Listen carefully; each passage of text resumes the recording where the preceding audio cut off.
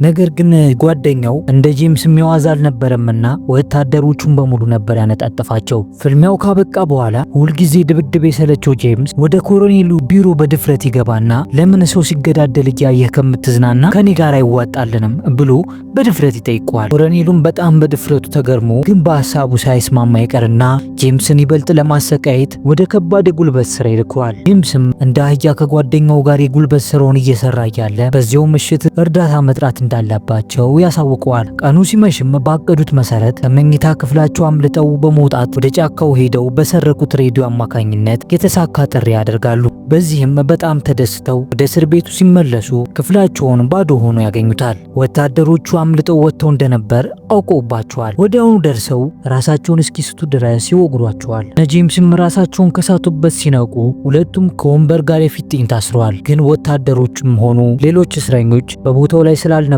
የእስረኛ ካምፑ ላይ ጥቃት ተፈጽሞ እንደነበር ይረዳሉ።